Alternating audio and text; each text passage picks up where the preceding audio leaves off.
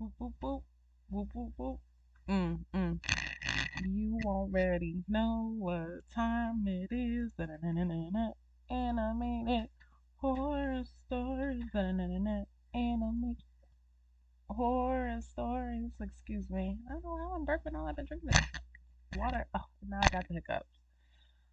Good God. Um, let's I try to hurry up with this intro because I hate the hiccups. Let's jump right into it. Y'all already know what time it is. Animated horror stories. Woo woo woo. What's your favorite cousin? Me.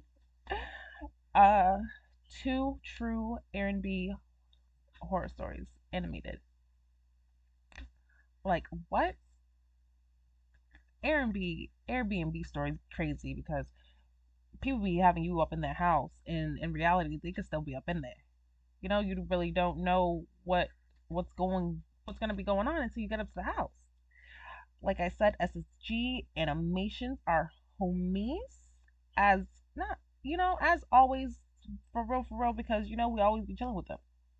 Like we ain't gonna try to sit here and pretend like we don't always be chilling with them, because we do always be chilling with them. Ain't nothing wrong with chilling with your favorite cousins, with your favorite homie. I am sorry. I'm just trying to do this little real quick. But, you know, as I always say, feel free to go and watch stuff with them if you want to. I'm not going to force you to go, but you could definitely subscribe to their channels and watch what they post on a daily basis, weekly basis, however they post, because I know that I go through and I like look for stuff that I'm interested in, you know? So let's get right into it. Let's jump into it. What's gonna happen? Turn on these subtitles so I don't have to do it during. She already looked crazy, y'all. For real, for real.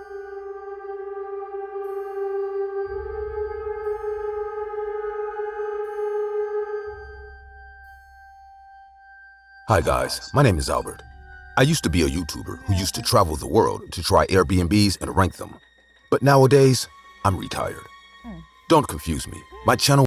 Oh my goodness, y'all. How y'all gonna just let me jump right into the video without telling y'all to have a blunt? Yeah. Oh my goodness. Did you hear me gasp? Yes. Go get your blunt, please. Get your bottle of water, your bag of chips, and your blankets. Oh my goodness, y'all was just about to let me start. Now we gotta start over. Yep, we gotta start it all over. Cause y'all almost let me just jump up in here. Hi Albert, introduce yourself all over again, y'all. Hi guys, my name is Albert. I Mm-hmm. used to be a YouTuber who used to travel the world to try Airbnbs and rank them. But nowadays, I'm retired. Don't confuse me. My channel was successful and never stopped being successful. But I had an experience that ruined my Whoa. experience on it. Don't try to be Something crazy that with to us, this day, Albert. I Ain't nobody still saying nothing can't get crazy over. about your channel but you. It all started while watching a humble Airbnb in Colombia, Bogota. Luckily, the owner spoke perfect English. From his accent, it was easy to Luckily. tell that the man was British. He showed me the Airbnb, and when I walked in, I was very impressed. It was an ordinary place, nothing like what the legend said. Oh yeah, I didn't tell them. One of the reasons I traveled so far The for a legend. simple Airbnb is because, according to the YouTube comments and emails I was sent, this place was haunted.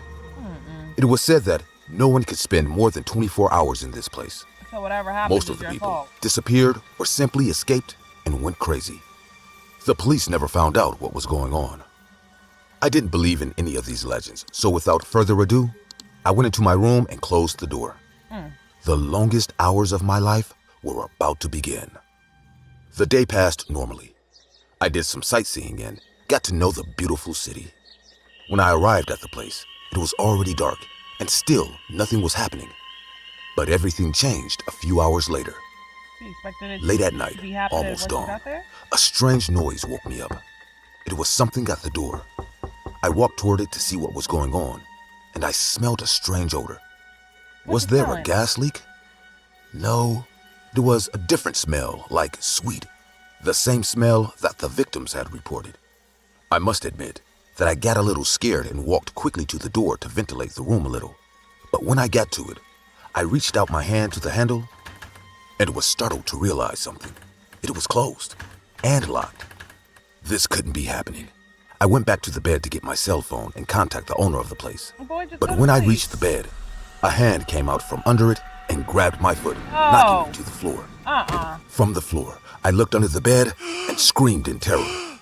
There were two terrifying red eyes staring at me from under the bed. I moved my foot away and went backwards. Suddenly, I heard a noise in the air duct. What is that? Something was moving through it. From a small opening, I could see something slowly coming out.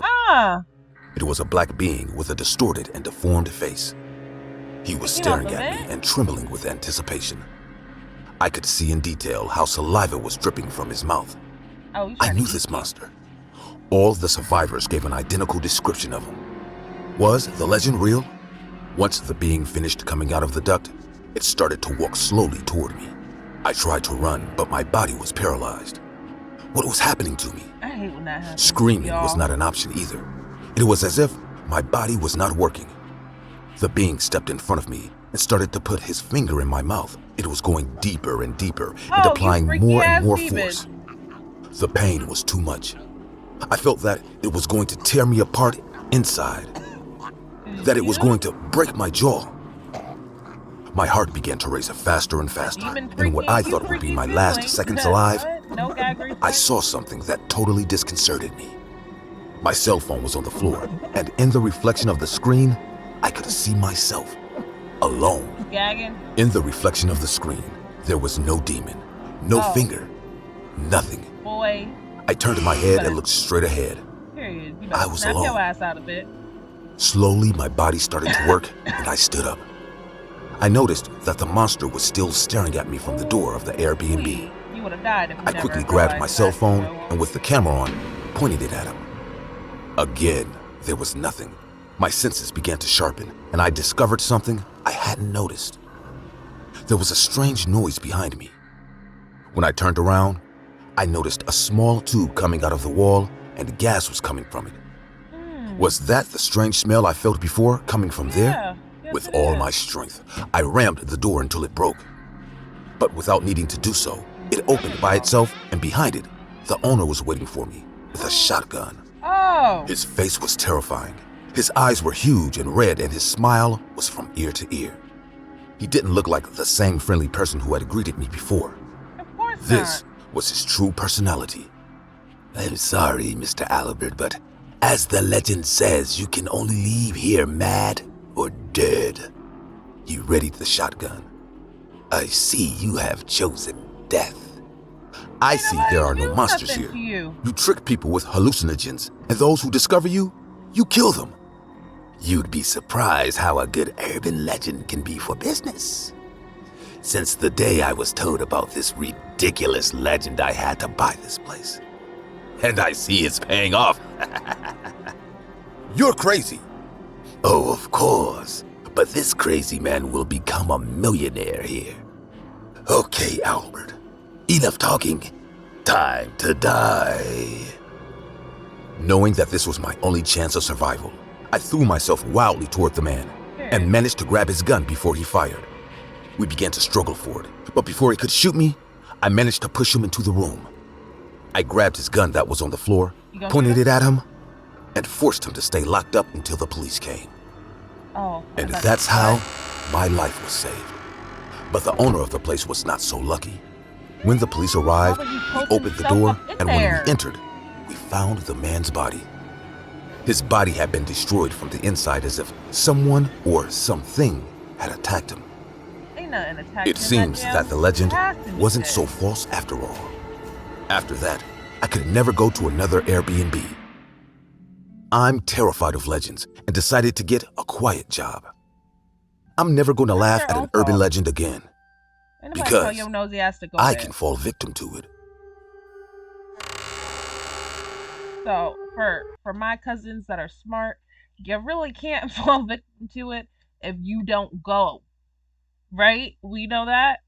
Okay, as long as we know that, because we wouldn't go to no Airbnb hotel, no mall, no nowhere that there's a urban legend. where people say that you only escape dead or insane.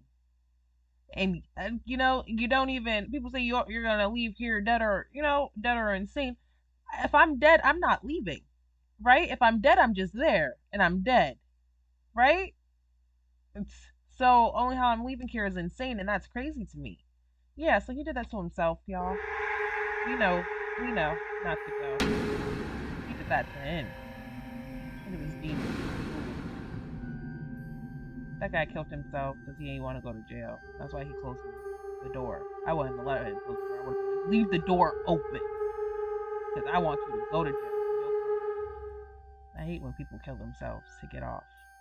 I was looking at the bungalow that would be our home for the next 3 months.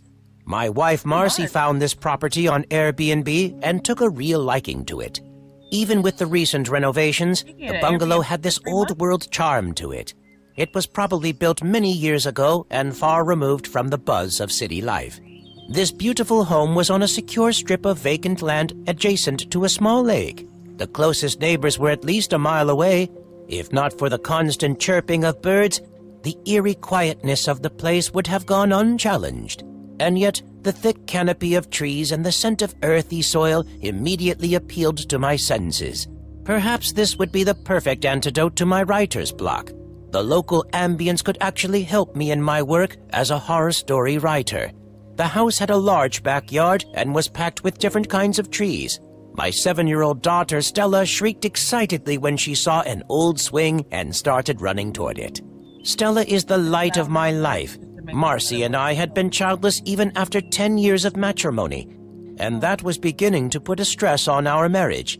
Marcy grew up an orphan, and her unhappy childhood saw her run from one foster home to the next.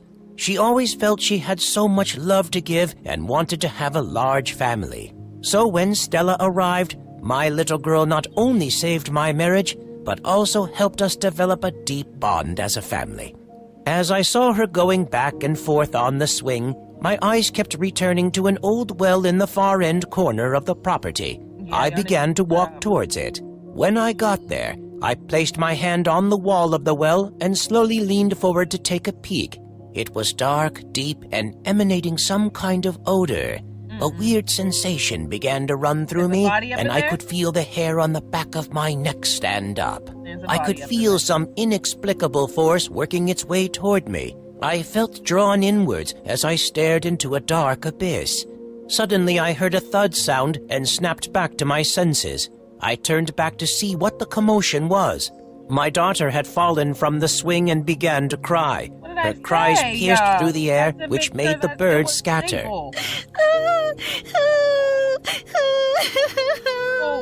Marcy and I went running towards Stella and helped her get back up. She had scraped both her knees from the fall and was bleeding. We patched up the wound as best as possible with some first aid. Stella was still sobbing, gulping small breaths of air, even as the bleeding had finally stopped.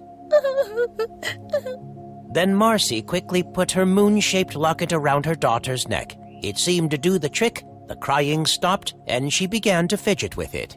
The locket was the only remaining link to Marcy's past. She would clutch at it in times of stress, happiness, or grief, and then rock back and forth, holding on to it while getting lost in her thoughts. We decided to take Stella to a doctor as a precautionary measure. As I turned around, my heart skipped a beat when I saw an old man standing in front of us. He was in his overalls and had a look of shock on his face as he stared at Stella transfixed. He kept looking at the locket around her neck. Going by his appearance, I assumed he was the caretaker. I walked up to him, quickly introduced ourselves, and asked if a medical facility was nearby. "There is a local clinic 2 miles east of here. They should be able to help you," he said. I thanked him and we quickly got into the car. The caretaker, still in shock, kept staring at Stella until we were out of sight. Once we got her treated at the hospital, we stopped by a drive-thru for dinner. There were a lot of things that were going on in my mind. A suspicious-looking caretaker, a water well that gives weird vibes, and a large house located in the middle of nowhere that is now beginning to look ominous. Something was really off. Anyways, by the time we returned to the house, it was already late and Stella had fallen asleep. The caretaker was standing by the entrance. I For could see he what? wanted to speak with me. Well, I had some questions to ask him myself. Good But shit, we were Dad. all exhausted, and I just wanted to turn in for the night. I told him that we could talk tomorrow, and he reluctantly nodded. I carried my girl inside and gently put her to bed. Marcy and I got to our room, and I finally lay down on the bed. I fell asleep immediately. When I woke up, it was still dark, but I could hear a muffled sound coming from outside the room. I closed my eyes and hoped the noise would go away, but it kept ringing in my ears and refused to die down. Get up, please. I got off the bed, opened the door, and walked toward the living room. As I got closer, I could see a pale white figure near the never foot of a mind. staircase, hunched over, back turned toward me. Fear began to grip me. I Go back in the realized the room. muffled sounds were actually from a woman sobbing. Yeah, go back in the room. I She told you then get up 'cause turned I to thought it was face the me, baby. and I froze in my tracks. I was looking at a ghost. Pearly white tears ran down her face as she sat there cradling the lifeless body of my little girl in her arms. My eyes Lifeless? suddenly opened, and I sat straight up in my Oh, bed. okay. Huge Woo! beads of It sweat was were just a running dream. down my face. Was I dreaming? I stumbled across Was the it? room to Hurry get to up, go Stella. get the baby. I I told ran y'all through to- the corridor and This opened the fucking door to her marathon. room. And there she was, safe and sound, Go check the sleeping post. peacefully, just One of like I those. had remembered the previous night. I leaned One of against the those. door and heaved a huge sigh of relief. And, the And then, once again, the images from the dream ran through my head, this time in more vivid detail. The pale white ghost sat by the steps. My dead daughter's head was resting on her knees, and she was rocking back and forth, weeping softly. Your wife's locket? Is your wife dead? Her face, though ashen white, looked vaguely familiar, and in her right hand she was clutching a moon-shaped locket. Oh my God! Marcy! In all that panic, I had completely forgotten to check in on her. I doubled back to our room, half hoping this was again a dream. When I entered, my heart sank. Marcy was missing. I went to check in the Oh. bathroom. She wasn't there either. Where the hell is Just she? as I was about to exit the room, I looked across the window and froze in complete fear. Marcy was there out in the backyard, slowly walking towards the well. And standing next to her Pop out the was the window. ghost who had appeared in my dream. Knock on the window. The Get her ghost attention. gestured frantically at Marcy, looking to gain her attention somehow, so that she could stop in her tracks. But Marcy looked like she was in some sort of trance. Oh She my was God, utterly boy, oblivious to her hurry surroundings up. and continued to march forward. Remember, you was I about could to not pop in believe the what was damn well happening. until you My heard mind and body Pinky. were completely paralyzed with shock and fear. Then Oh the my ghost God, stood I right hate when before they her say to that. stop her from moving forward. She waved her arms desperately, signaling Marcy to stop. But Yeah, walk Marcy right just through her. passed through her like a mist of air. She let out a wail of desperation. It was at this point our eyes locked into each other. The ghost was looking at me You're while just I gonna was watch still your standing wife by the bedroom window, go down the well. transfixed. She was Marcy's dead mother. I had no doubt. She Oh. pointed her finger at me and signaled me to come and save her daughter. Period. Marcy Hurry had the fuck already up. reached the edge of the well. Boy, I that's ran as your fast own as my fault. legs could carry, That's your own but by the fault. time I got to the backyard, Marcy had already climbed the well's You better wall. jump- I you better debated leap. whether to call out her name and forcefully yank her off the ledge. Yes. Instead, I slowed down carefully as I got closer to the well. Why I would you didn't want to slow down? startle her, which could cause her to lose her footing. When I got within earshot of her, I caught a glimpse of Marcy's face. She looked like she was possessed. I slowly whispered her name. Marcy.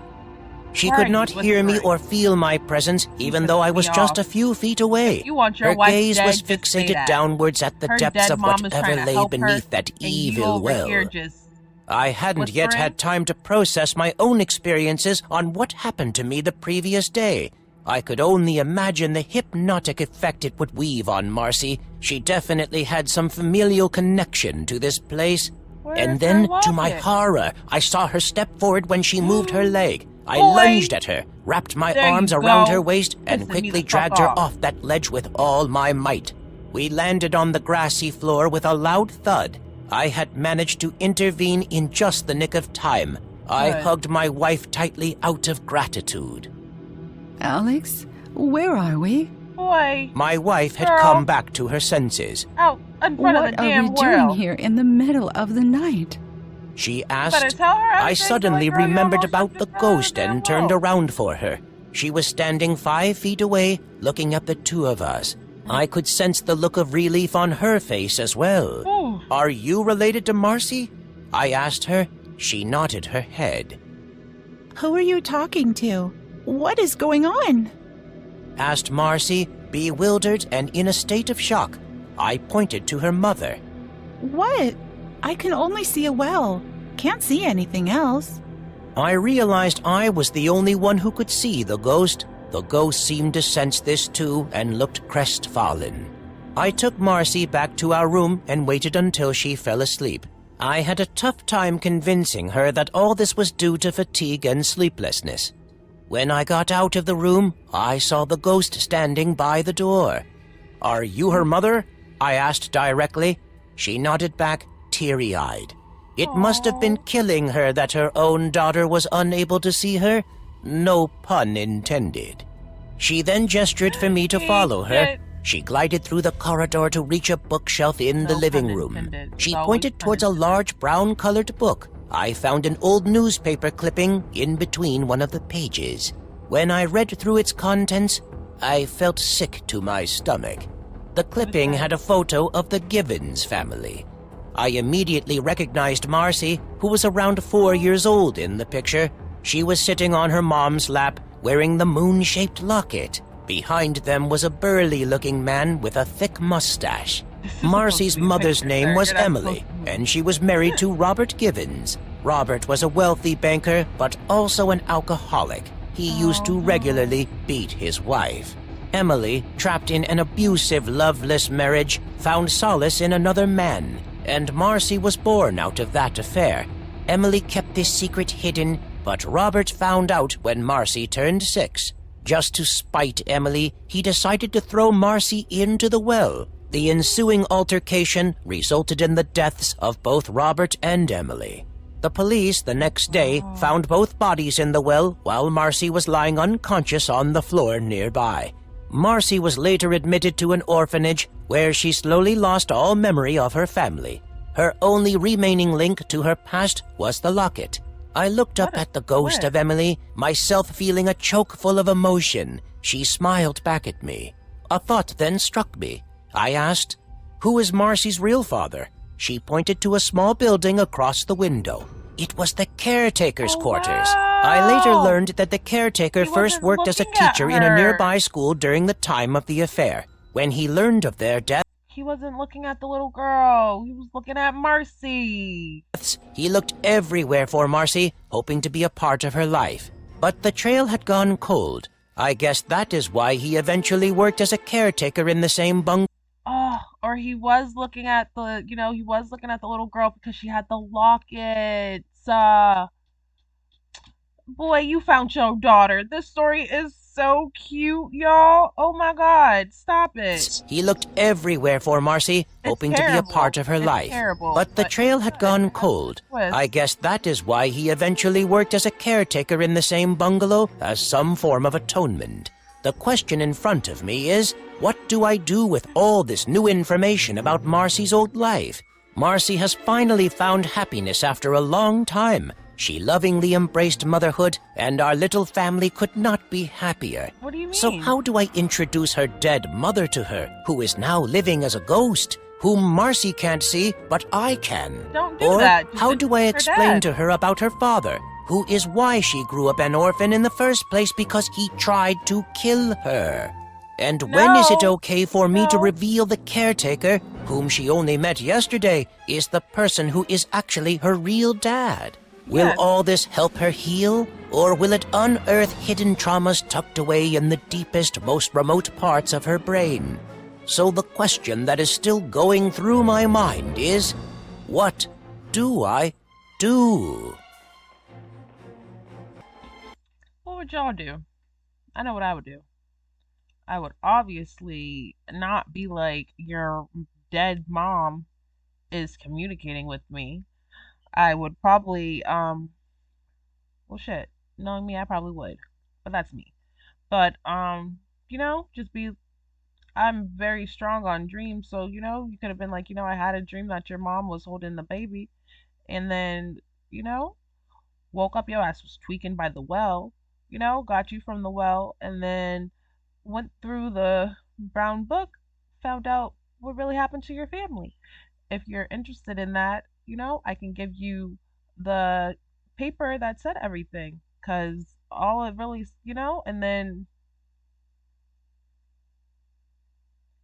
and then be like, old boy across the street that we thought was weird and looking at the little girl, that's really your dad. So the person that was with your mom was abusive as shit. He tried to kill you. Your mom ended up saving you, ended up killing them both. And your dad, your real dad, is just right across the street. So yes, you were an orphan, but now, like he said, now you're a mother. You're happy. Do you want to meet your dad? Do you want to do that, or do you just want to up and leave right now? Like, there's mad stuff you could do, but I don't know. He's over here like, what should I do? Should I do this or do that? Like, in reality, I don't really feel like it's up to him. I felt like the mom probably showed him the book so she can reconnect with her dad and everything. But that's just my thoughts. Tell me what you think in the comments below. Again, I love you guys. And until next time, bye.